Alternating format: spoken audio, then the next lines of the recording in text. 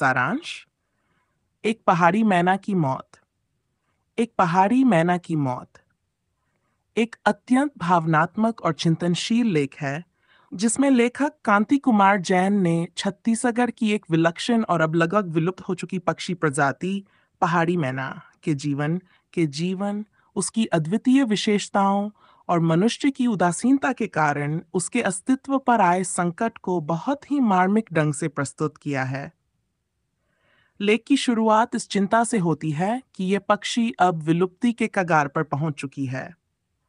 लेखक बताते हैं कि ये केवल किसी एक पक्षी की बात नहीं है, बल्कि इस पूरी प्रजाति के खत्म हो जाने की आशंका है, जो एक बड़ी जैविक और सांस्कृतिक क्षति है।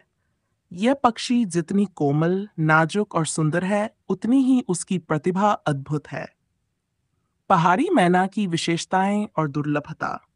लेखक बताते हैं कि पहाड़ी मैना दिखने में एक सामान्य मैना जैसी ही होती है, लेकिन उसकी विशेषताएं उसे बाकी पक्षियों से अलग और विशिष्ट बनाती हैं। यह पक्षी बहुत ही नाजुक और हल्की होती है, इतनी कि वह आपकी हथेली पर भी आराम से बैठ सकती है।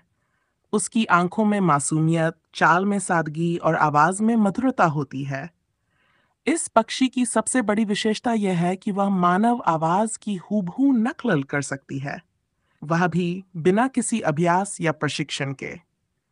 उसकी इस विलक्षण क्षमता को देखकर लगता है जैसे कोई टेप रिकॉर्डर आपकी बातों को रिकॉर्ड और रिपीट कर रहा हो।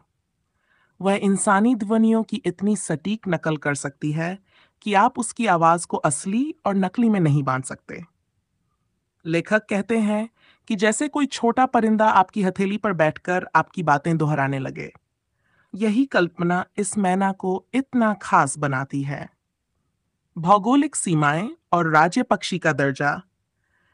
पहाड़ी मैना केवल छत्तीसगढ़ के बस्तर संभाग की पहाड़ियों में पाई जाती है। यही कारण है कि इसे बस्तरिया मैना भी कहा जाता है। इस क्षेत्र विशेष तक सीमित रहने के कारण इसकी संख्या पहले से ही सीमित थी, और अब इसके प्राकृतिक आवास भी तेजी से नष्ट हो रहे हैं, तो इसके अस्तित्व पर गंभीर संकट आ गया है। छत्तीसगढ़ सरकार ने इसकी दुर्लभता और सांस्कृतिक महत्व को समझते हुए इसे राज्य पक्षी घोषित किया है। ये निर्णय इस पक्षी के संरक्षण के लिए एक प्रतीकात्मक प्रयास है, लेकिन केवल घोषणा से कुछ नहीं बदलता जब तक समाज और सरकार मिलकर इसे बचाने की ठोस कोशिश न करें। संवेदनशीलता और लेखक की पीड़ा। कांति कुमार जैन इस लेख के माध्यम से केवल जानकारी नहीं दे रहे, बल्कि अपने संवेदनशील अनुभव और मन की पीड़ा को साझा कर रहे हैं। उन्हें यह पक्षी न केवल एक जैविक प्रजाति के रूप में प्रिय है, बल्कि यह उनके लिए एक भावनात्मक प्रतीक बन चुका है। मासूमियत, नकल क्षमता, मित्रता और निश्चलता का प्रतीक। यही कारण है कि जब वे इस पक्षी की विलुप्ति की आशंका की बात करते हैं, तो केवल एक जीव के जाने का शोक नहीं व्यक्त करते, बल्कि उसे एक युग की समाप्ति की तरह देखते हैं। वे ये संकेत देते हैं कि अगर हम आज नहीं चेते, तो हम न केवल प्रकृति की अमूल्य धरोहर को खो देंगे, बल्कि अपनी संवेदनाएं, संस्कृति और भविष्य को भी नष्ट कर देंगे।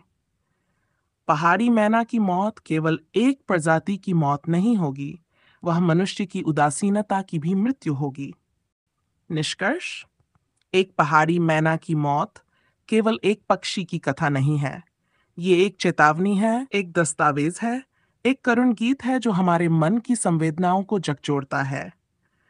ये पाठ हमें यह सिखाता है कि अगर हमने समय रहते अपने प्राकृतिक परिवेश और उसमें रहने वाले प्राणियों की रक्षा नहीं की, तो वह दिन दूर नहीं जब हमारी आने वाली पीढ़ियां इन्हें केवल किताबों और कहानियों में ही देख पाएंगी।